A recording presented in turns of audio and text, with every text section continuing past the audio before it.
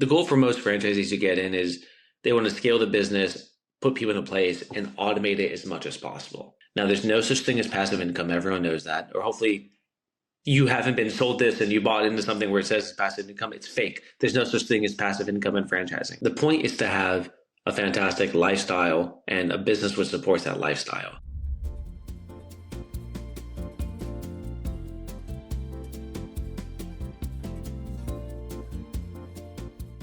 So what is what's your kind of item 7 or in terms of startup costs, what does that range look like?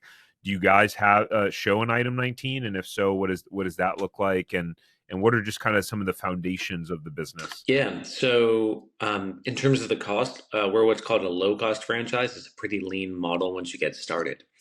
So our all-in cost is our initial franchise fee is 39,000. All-in costs are between 50 and 70 on the high end. And 70 is like if you're in an office space and you don't own a computer yet, things like that. So it's a pretty lean model. My philosophy with this is always I want things to be lean to add flexibility. Like Tarek, you and I both know franchisees who have like 20 trucks, equipment, office space, leases. Their overhead base level is like 20 grand a month. Now, if recession happens, what's going to happen to that franchise, right? Like there's so much bloated overhead. Now, there's pros of that too, right? You could grow and scale really fast. In my philosophy, and a lot of people who buy into made this, the point is to have a fantastic lifestyle and a business which supports that lifestyle. Part of that to me means location independence, means it runs really lean, means it's very sustainable in a recession. Because of that, our startup costs are low because the business model doesn't need a crazy amount of overhead. Cleaners go straight from their home to the job site.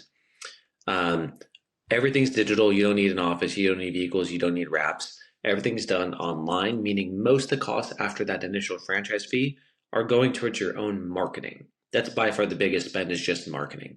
Everything else could be run from a computer, wherever in the world you are. And I know I told you before, but I ran this for 7 years fully remotely. I was supposed to travel for a year. I ended up traveling for 7 years. Building made this while traveling across 50 countries, kind of proving that the model could be done remotely, right? And that you could do it while traveling. You could do it from wherever in the world you want to, even though it is a local business. And to me, that's the cool part because you could use global talent to service this local location and just crush the competition completely. So that's the exciting part. And all of that to say is it's a pretty lean model on purpose for the purpose of why this franchise model exists in the first place. I'll dive into the item 19 now as well. So we do have an item 19. We're a relatively new franchise. So the item 19, there's about 3 locations in there right now. Letting you know on my location, what's disclosed, we're at around like 1.2 million in revenue right now for the single location. I'll have to double check what it says on the bottom line over there. But the goal for most franchisees to get in is they want to scale the business, put people in place, and automate it as much as possible. Now, there's no such thing as passive income. Everyone knows that. Or hopefully you haven't been sold this and you bought into something where it says passive income. It's fake. There's no such thing as passive income in franchising. But you could get things to a point where you're mostly managing, right? So I've been in business for long enough, and for the last few years, probably spent a handful of hours per week, maybe 5 to 8 hours per week on my main corporate location.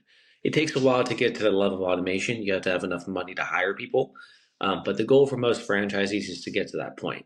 So for my main location, we're around 1.2 million in revenue. I work probably 5 hours per week on that specific location. We have a couple other franchises as well who have their item 19s disclosed. I'll have to go ahead and double check their exact numbers, but it's open for anyone. So if you get through the funnel or you find our FDD, you'll find our financials in there as well. If you enjoyed this short clip from the podcast, you can check out another short clip right here. Or if you want to watch the full episode of this podcast, you can watch that here. And remember, knowledge is not power. It's applied knowledge that's power. Take care. Have a great rest of your day.